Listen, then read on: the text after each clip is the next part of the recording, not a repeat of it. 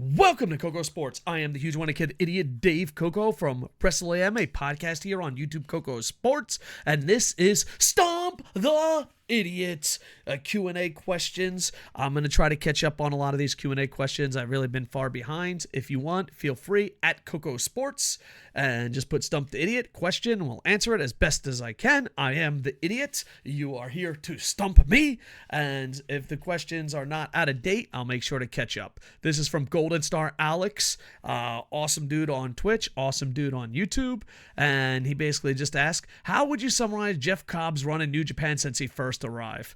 Horrendous. Absolutely horrendous. But in defense, I go to about 10 events a month, and I've only been to like 3 New Japan events in a year. The next one I'm going to is the Best of the Super Juniors. I went to Okada's last match at Korakuen, and I go to Wrestle Kingdom. I just think the booking has been just horrendous, and it's not the athletes. Do you think he's being used to his full potential? No, not at all. Also, do you think you could be Gaijin Ace if booked properly?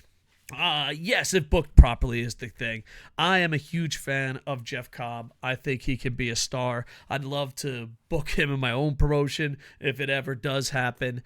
I think he can be the face of the company. There's a lot of stuff working against him.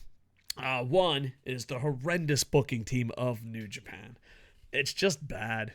It's just bad. They eat lemons. They stack tires. They're not the king of sports. There's wrenches. It's not the king of sports. It's the king of guardrails. I'm hoping Best of the Super Juniors turn that around. I'm hoping the G1 turns that around. But Ghetto is, even Vince McMahon is like, Ghetto, a little stubborn. You got to back off. And we talked about this in another video. If most people don't watch New Japan as much as, me, Golden Star Alex, and the diehards. If you made the product good, no one's going to know. You can still put on your shit-tastic stuff in America. And if the product is good here in Japan, no one's going to know. No one's going to know. So instead of bashing Ghetto and his horrible booking, there's also a lot of stuff else that's going against him. Let's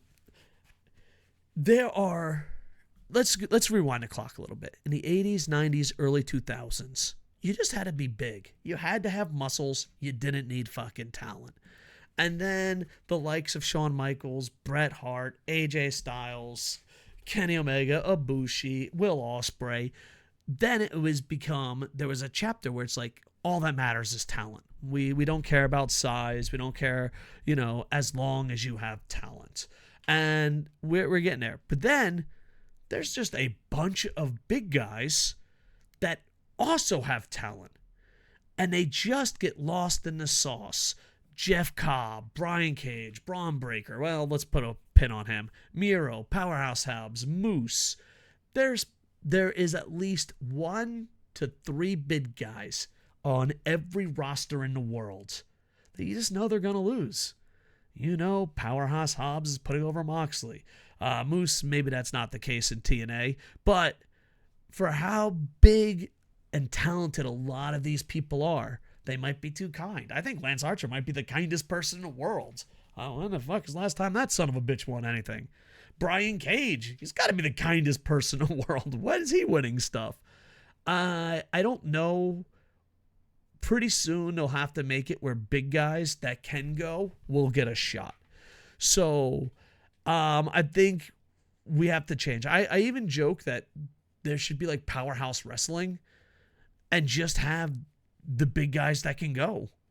I feel like the big guys are being punished from the 80s, 90s, early 2000s of giant fucking guys that can't go. And then they're getting tips from a podcaster, Kevin Nash. It's like, come on. For real? Nash? Okay. So, I don't know why I was busting Kevin Nash's balls, but I just thought of a big guy that can't go. It's super over. So it can. And then, on top of that, so it's horrendous booking needs to be fixed. Big guys need to be respected again, especially big guys that can wrestle. And on top of that, Do we want to talk about it?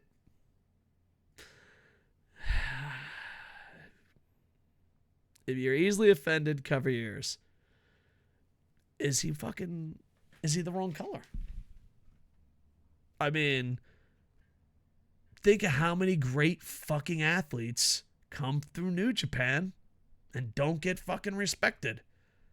But goddamn David Finlay? Okay. So, I'm not saying racism is everything and racism is everywhere. I'm just saying it's a lot easier being white in New Japan than it is being any other shade. And you put all that together, he's just not living up to his potential. And here's the thing. Unlike other podcasters, other people that speak out, I'd love to be proven wrong. I'd love to see New Japan's booking improve and be the king of sports. I would love to see Jeff Cobb on top of the fucking world. I'd love to see a big guy that can go be champion. I'd love, big is the thing, but it's muscle guy. We'll say big muscle. We'll stick with big. Big guy can go. And I'd love to see someone be a Gaijin ace that doesn't necessarily fill the role of the carbon copy of the carbon copy of the carbon copy of the carbon copy. Finn Balor did something amazing. And AJ Styles built on that. And then Kenny Omega built on that. And then, who's the next guy? Bang Bang Club. Jay White. Jay White improved, but he was given that spot. Finlay's kid was just given that spot. And it just sucks. It fucking sucks. If you're the king of sports, all that should matter is talent. Now, maybe there's factors that I don't know. Maybe he's too kind, like Lance Archer. Maybe he's too kind, like Brian Cage. Maybe fucking he gets injured more and more than we know. Maybe he doesn't fucking care. Maybe backstage he's a prick. I don't fucking know. I don't know. I don't have all those details. But with what I'm working with, he's one of the best wrestlers in New Japan, if not the world. He has tons of potential, and you can book him to be. That's it. I mean, who now that Will Ospreay's gone, who's the fucking leader?